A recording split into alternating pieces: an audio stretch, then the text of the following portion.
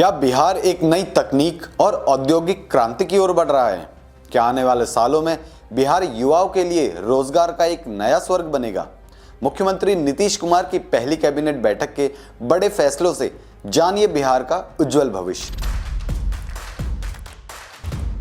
नमस्कार, ये है हमरा बिहार और मैं हूं संदीप बिष्ट। आज हम आपको विस्तार से बताएंगे बिहार की नई सरकार की पहली कैबिनेट बैठक में लिए गए 10 बड़े फैसलों के बारे में। ये फैसले न केवल बिहार की अर्थव्यवस्था को बढ़ावा देंगे बल्कि नवीन तकनीक के क्षेत्र में भी बिहार को देश का अग्रणी राज्य बनाएंगे।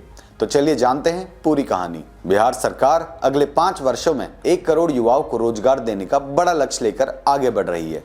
पिछले कार्यकाल में 50 लाख युवाओं को रोजगार मिल चुका है। अब नई योजना के तहत दोगुना प्रयास होगा। युवाओं के लिए स्टार्टअप पर विशेष फोकस रहेगा ताकि नवाचार और उद्यमिता को बढ़ावा मिले। उदाहरण के तौर पर छोटे और बड़े उद्योगों के लिए विशेष प्रोत्साहन दिए जाएंगे ताकि रोजगार के अवसर बढ़े। बिहार को पूर्वी भारत का प्रमुख टेक्नोलॉजी हब बनाने के लिए डिफेंस कॉरिडोर, सेमीकंडक्टर पार्क और मेगा टेक सिटी परियोजनाएं लागू की जाएंगी।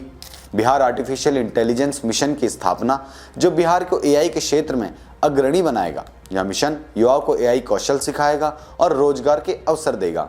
इससे बिहार में डिजिटल शिक्षा, रिसर्च और विकास को काफी बल मिलेगा। उदाहरण के तौर पर यहाँ नए स्मार्ट आईटी पार्क और इंक्यूबेशन सेंटर बनाए जाएंगे। पटना, सोनपुर, सीतामढ़ी और अन्य 8 शहरों में नए सैटेलाइट और ग्रीनफील्ड टाउनशिप विकसित किए जाएंगे। इन टाउनशिप का उद्देश्य आधुनिक शहरी संरचना बनाना, निवेश आकर्षित करना और रोजगार के नए अवसर तैयार करना है। इन्हें न्यू एज के आधार पर डिजाइन किया जाएगा, जिसमें बेहतर सड़क, पानी, बिजली और आवासीय सुविधाएं होंगी।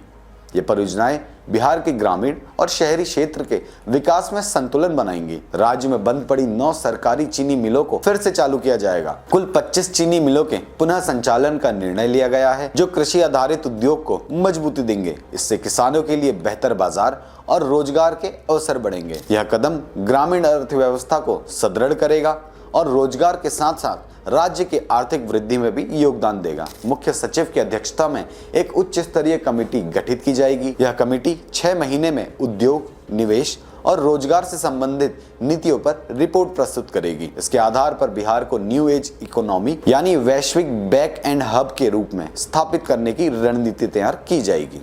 सरकार का फोकस है कि निवेश को आकर्षित कर तेजी से उद्योग स्थापित किए जाएं। बिहार विधानसभा का शीतकालीन सत्र 1 दिसंबर से शुरू होगा, जिसमें नवनिर्वाचित विधायकों की शपथ भी होगी। इस सत्र में आर्थिक, सामाजिक और तकनीकी विकास के लिए कई महत्वपूर्ण विषयों पर चर्चा होगी। सरकार युवाओं, महिलाओं और विभिन्न वर्गों के लिए रोजगार और उद्यमिता को बढ़ावा देने वाली योजनाएं लाएगी। तो दोस्तों, बिहार के विकास की ये नई पहलें राज्य और युवाओं के लिए खुशखबरी लेकर आई है।